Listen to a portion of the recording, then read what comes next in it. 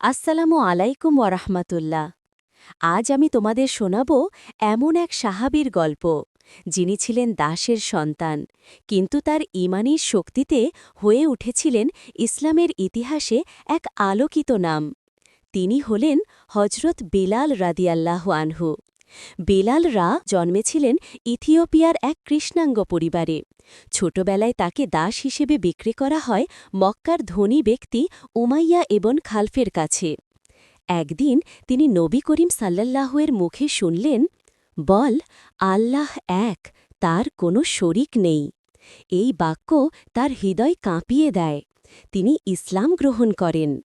কিন্তু এরপর শুরু হয় ভয়ঙ্কর নির্যাতন। তপ্ত মরুভূমিতে তাকে শুইয়ে রাখা হতো, পিঠের ওপর ভারী পাথর, তবুও তিনি বলতেন, আহাদ, আহাদ, এক আল্লাহ, এক আল্লাহ। এমন ঈমান দেখে নবী করিম সাল্লাল্লাহু সাল্লাম বলেছিলেন, বিলাল জান্নাতে প্রবেশ করবে, আর আমি তার পায়ের শব্দ আগে শুনব।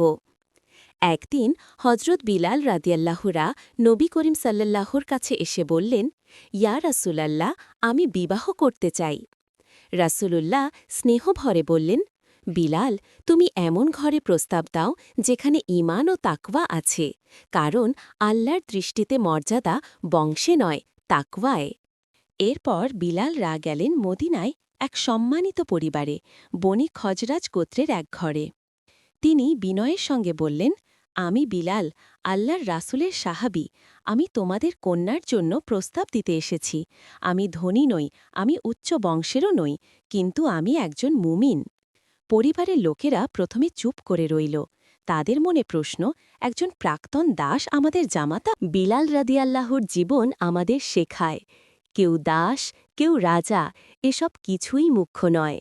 আল্লাহর কাছে মর্যাদা শুধু তাকওয়ায়। যে আল্লাহকে ভালোবাসে, আল্লাহ তাকে মানুষের হৃদয়ে ভালোবাসা দেন।